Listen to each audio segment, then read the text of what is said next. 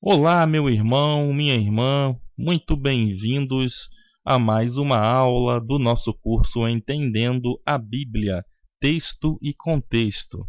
E na aula de hoje, nós vamos ver as técnicas de construção utilizadas na antiga Mesopotâmia. Nós vamos ver também os materiais usados nestas construções. Isso é algo que influenciou todo o mundo bíblico, inclusive as construções dos antigos israelitas, após eles terem entrado à Terra Prometida.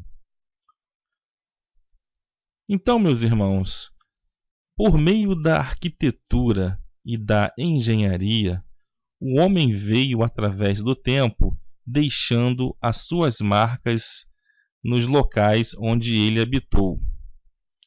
Porém, por meio desse mesmo tempo, com o passar dos anos, com o passar dos séculos, as forças da natureza e também aliado com as guerras, as batalhas que foram travadas nesta região, concorreram para fazer com que essas mesmas construções ficassem em ruínas. Então, dessas construções antigas que há na Mesopotâmia, ou melhor, que tiveram na Mesopotâmia, a chuva, as inundações, os terremotos e as ocupações, os impérios que se sucederam com batalhas e mais batalhas e destruições, por onde essas batalhas ocorriam, fez com que esses reinos gigantescos e poderosos que existiram naquela região não ficasse nada, ficasse somente as ruínas. Ainda mais numa região da Mesopotâmia, como nós já vimos, que não possui pedras, não tem pedras suficientes para grandes construções. É uma região em que o seu solo é muito rico em barro, um solo aluvial, um terreno que era trazido pelos rios, o rio Tigre e o rio Eufrates, e depositavam esse solo lamacento, rico em lama, rico em barro, por meio das suas inundações. Então, as grandes construções da Mesopotâmia, elas eram baseadas em barro, bem diferente do Egito. Aqui nós temos, nessa nossa tela, duas fotos daquilo que restou do Antigo Egito, as suas ruínas. Porém, o Egito teve as suas construções baseado em pedras, em rochas altamente resistentes ao tempo, coisa que não havia na Mesopotâmia. Portanto, ali na Mesopotâmia, as ruínas que ficaram, os arqueologistas têm muito trabalho tentando reconstruir e traçar aquilo que ocorreu na história. Já que no Egito, mesmo as ruínas que estão lá hoje proporcionam um trabalho muito mais rico, muito mais interessante para esses mesmos arqueologistas, porque as ruínas do Egito, em que as suas construções foram feitas de pedra, deixam aí evidências muito ricas das civilizações que o mundo antigo abrigou. Então a gente pode ver aqui nessas fotos do Egito, essas pirâmides enormes, com esses blocos de pedra enormes. Nós temos aqui também o Templo de Karnak, onde a gente pode ver pela proporção, aqui tem pessoas aqui na frente do templo, e a gente pode ver o tamanho que são essas estátuas, são gigantescas.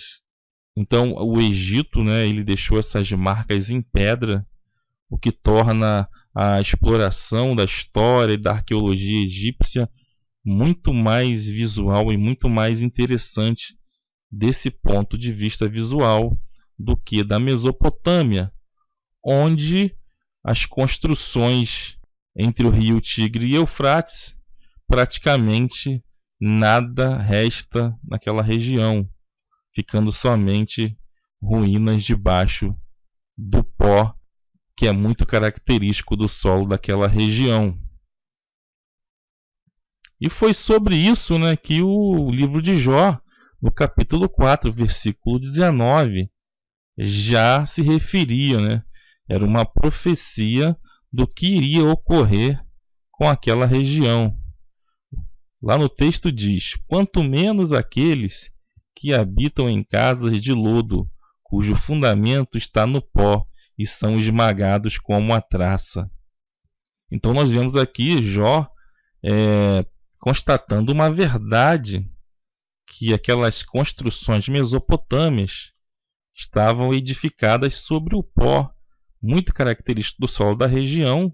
A gente sabe que regiões onde o barro predomina, né, no solo, quando chove é muita lama, e quando está seco, o pó do barro, aquele pó mais fino, né, com qualquer vento, aquilo sobe e impregna toda a região.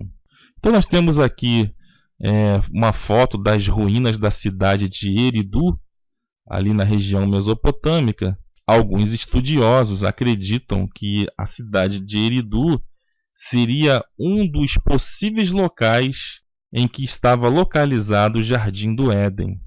E a gente pode ver aqui que era uma cidade que foi muito grande. A gente vê aqui os resquícios aqui de um zigurate, né, de um templo mesopotâmico, mas que hoje está realmente em ruínas. São ruínas que não lembram em nada, que não deixam realmente nenhuma pista, não se assemelham em nada à grande cidade que já esteve presente aqui nessa região de Eridu. Então, meus queridos, as construções mesopotâmias, elas se baseavam nos tijolos de barro. Então haviam esses dois tipos de tijolos: aqueles que eram feitos de barro e cozido ao sol, né? Pegava-se esse barro, colocava-se em moldes. Nós temos aqui uma foto mostrando a fabricação de tijolos, é uma foto de 1915, e esses tijolos estão sendo fabricados a partir do barro que vinha do rio Tigre. Então eles colocavam esses tijolos em uma forma, preenchiam essa forma e depois deixavam esses tijolos para poder secar ao sol. Como essa região é muito ensolarada, né, com pouca chuva, que tem uma temperatura alta, então isso favorecia a fabricação desses tijolos e a secagem ao sol. Como a região mesopotâmica é uma região desprovida de árvores, vocês podem ver aqui nessa foto que é uma planície, né, uma região de planície, porém não tem árvores. Árvores existem aqui em pouca quantidade e na sua maioria são tamareiras, que são muito mais valiosas para a produção de tâmaras, que era a parte principal da refeição dos antigos mesopotâmios. Então elas tinham muito mais valor produzindo as tâmaras do que derrubadas para fazer fogo. Sendo assim, os tijolos cozidos ao forno eram reservados a construções mais nobres, como a construções de palácios e dos templos principais. Para que se aumentasse a força desses tijolos, para que eles ficassem mais resistentes, era acrescentado no meio deles feixes de palha. Nós temos uma referência a isso lá no livro de Êxodo, no capítulo 5, versículo 7, que diz: daqui em diante não tornareis a dar palha ao povo para fazer tijolos como fizestes antes. Vão eles mesmos e colham palha para si. Então nós temos aqui um evento que se dá quando os israelitas eram escravos no Egito. E eles tinham que fabricar os seus tijolos. E para que esses tijolos tivessem mais resistência, eles colocavam feixes de palha no barro. Essa forma de construção egípcia, ela reflete, né, a influência que as construções mesopotâmicas tiveram sobre toda a região bíblica. Outros materiais que eram utilizados nas construções dos antigos mesopotâmios e que veio também a influenciar as construções bíblicas eram o junco e o betume.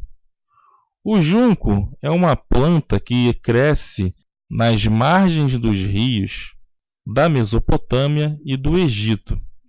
Então essa planta ela tem uma flor e também possui um caule que é de forma cilíndrica e que também era utilizado para fazer papiros. Então haviam várias casas que utilizavam esse junco para dar firmeza nas suas paredes. E para proteger essas construções da água, da umidade, eles betumavam essas construções.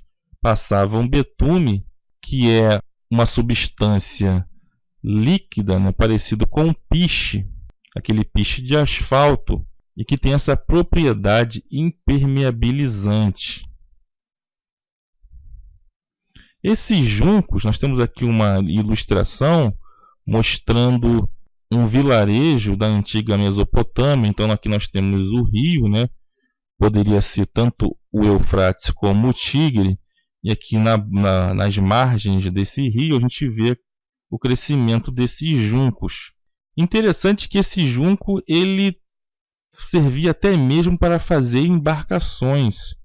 Então se a gente dá um foco aqui maior, a gente vai ver que essa embarcação aqui, esse barquinho e esses redondos também, eram feitos de feixes de junco.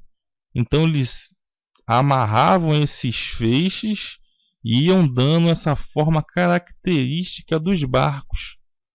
Aqui nós temos os juncos amarrados pela ponta e aqui também amarrado pela ponta. Depois iam se passando vários feixes até que ele ficasse com esse formato do barquinho. E nós temos aqui também, a gente pode ver aqui construções em que exigem certa curvatura. Então esses juncos eram colocados em feixes e iam sendo curvados. Nessa ilustração nós temos uma casa dos antigos israelitas, dos antigos hebreus. Então nós vemos aqui um modelo de construção que seguia um certo padrão no mundo bíblico, após eles terem entrado na Terra Prometida. Essa ilustração é de uma casa de apenas um cômodo. Também existia, depois eles aperfeiçoaram essa técnica e passaram a construir casas de até 4 cômodos. Então nós vemos aqui que essa casa era feita de tijolos de barro, havia um muro com uma área bem à frente da casa, que era reservada para os animais. Essa área que era reservada aos animais ficava um nível um pouco mais baixo do que o nível da casa em si. Havia também uma escada que levava até o telhado da casa. Esse telhado muitas vezes era utilizado para que o proprietário, para que as pessoas que moravam na casa dormissem aqui em cima. Às vezes eles dormiam em cima da casa. Muitas vezes eles secavam alimentos aqui em cima do telhado também.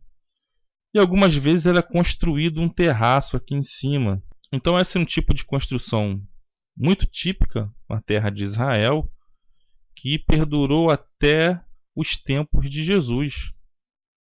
Nós vemos ali em Lucas capítulo 5, versículo 19, uma passagem em que, como Jesus estava dentro de uma casa e a multidão que estava lá dentro e ao redor da casa era muito grande, então havia um paralítico e 4 amigos dele, não encontrando uma forma de trazê-lo até a presença de Jesus, utilizaram aqui dessa escada que havia por fora da casa, subiram nesse telhado, retiraram, aquelas telhas de palha e o desceram com cordas até a presença de Jesus. Essa é uma passagem muito conhecida que mostra a influência das construções mesopotâmicas, que teve sobre as construções israelitas e que perduraram também ali na época de Jesus. Então, como nós vimos nas ilustrações passadas, a gente tinha casa de um cômodo só e nós tínhamos casas também que tinham 4 cômodos. De qualquer forma, as casas dos israelitas primitivos, dos antigos hebreus, eram pequenas. A gente vê que, deixa eu voltar aqui um pouquinho, a habitação das pessoas era muito próxima, inclusive, à habitação dos próprios animais. Isso se deve muito porque os antigos hebreus, eles não viam a casa deles como nós vemos hoje. Essa compreensão do lar que nós temos hoje nossa casa ela é muito ligada ao termo lar. O local que a gente tem uma ligação emocional, o local da família se reunir. Ainda não havia se desenvolvido esse tipo de ligação com as construções. Os antigos israelitas, eles passavam pouco tempo dentro de suas casas. A casa para eles era mais como se fosse um abrigo contra as intempéries, contra o mau tempo, um local que eles precisavam para poder passar a noite e se proteger dos animais selvagens e também para proteger os seus animais domésticos desses animais selvagens. Nós temos aqui nos textos bíblicos referências, muitas vezes ao lobo. Então, esses animais que poderiam atacar as suas ovelhas, as suas cabras, os animais que eles necessitavam para poder se sustentar. Isso se dá também, os israelitas se viam ainda muito como peregrinos na terra por onde eles passavam. Eles vinham de uma longa caminhada do deserto, então eles passaram 40 anos no deserto peregrinando. As histórias do Êxodo, nós vemos que essa peregrinação ela começa desde os patriarcas. Tivemos as peregrinações de Abraão, de Jacó, e depois eles foram para o Egito. E ali no livro do Êxodo nós vemos que começa essa peregrinação pelo deserto como um povo. Então essa cultura nômade ainda era muito forte dentro do antigo Israel. E eles haviam acabado de se estabelecer na Terra Prometida.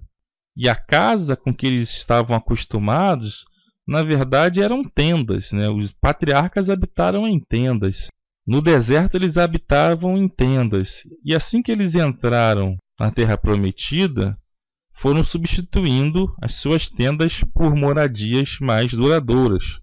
Porém, esse sentimento de peregrinação, de ver a casa como um refúgio, ainda era muito forte. E esse sentimento de peregrino, ele se refletiu muito nos textos bíblicos. Os textos eles refletem essa sensação de peregrinação que os antigos israelitas possuíam. Então, se a gente vê ali o livro de Salmos, por exemplo, o Salmo 61, versículo 3, diz: "Pois tem sido um refúgio para mim, e uma torre forte contra o inimigo." Então, essa sensação, essa cultura da peregrinação fazia com que os antigos hebreus buscassem em Deus esse refúgio. É em Deus que eles tinham essa ligação de lar. O lar que hoje nós entendemos, nós ocidentais da nossa época, temos a nossa casa e temos uma ligação emocional de chamar nossa casa de lar, que é o local da família habitar e se reunir.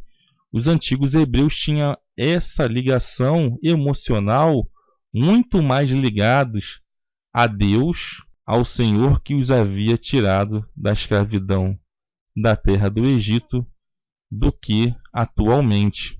Um outro texto que vai refletir essa cultura é o Salmo 119, versículo 9. Sou peregrino na terra, não esconda de mim os teus mandamentos. Então veja que aqui o salmista já havia se estabelecido na terra de Israel por muitos séculos. Aqui já havia se passado aproximadamente de 400 a 500 anos que o povo já estava estabelecido na terra de Israel.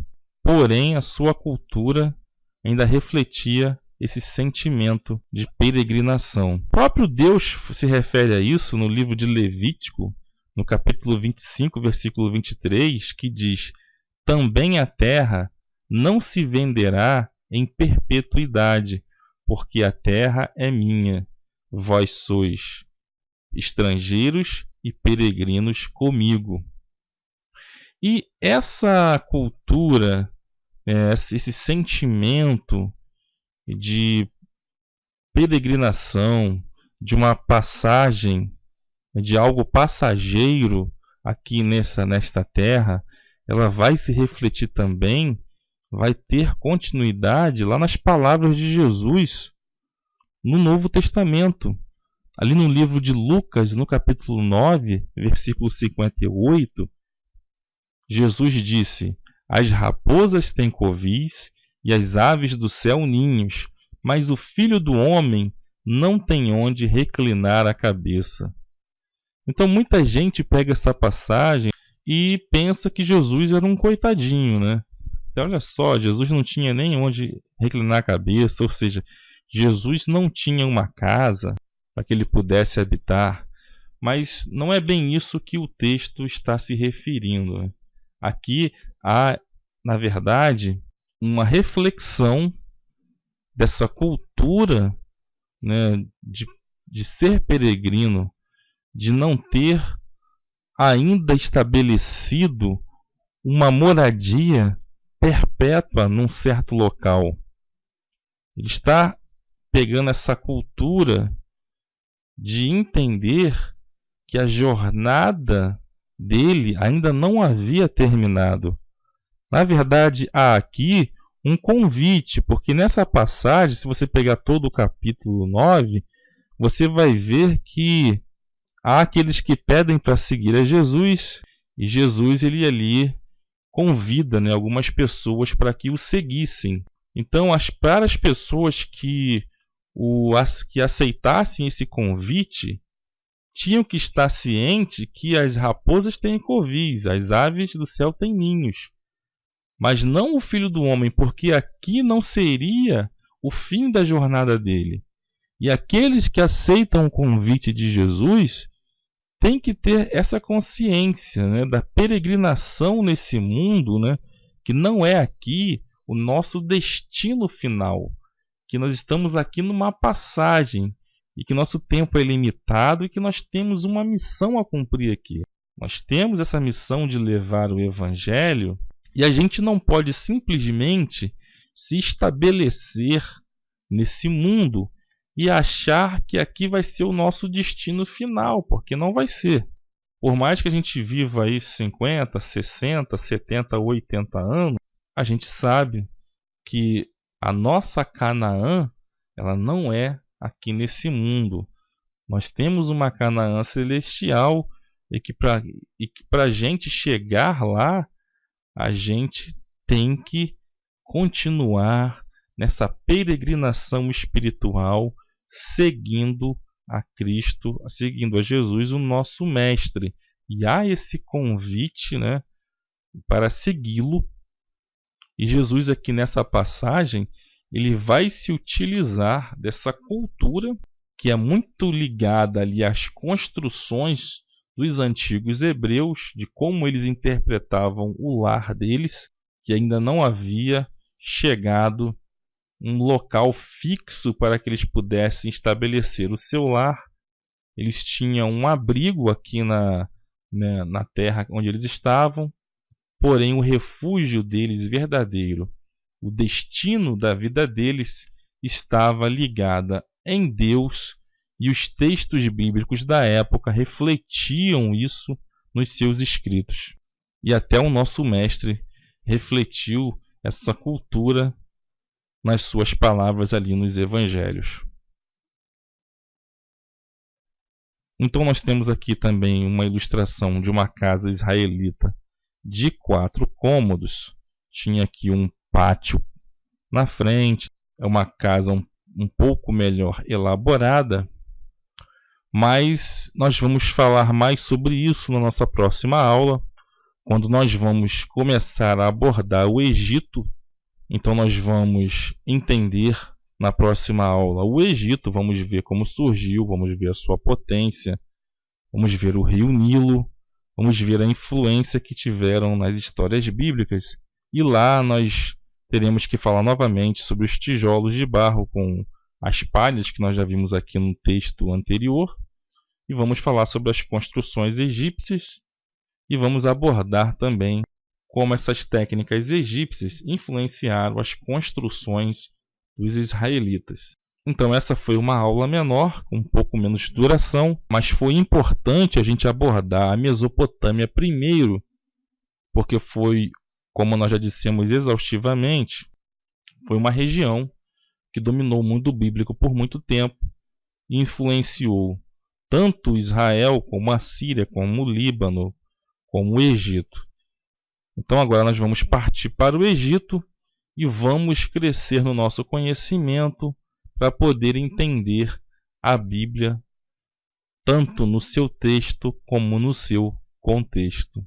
Então vejo você na próxima aula, quando nós abordaremos o Egito Antigo.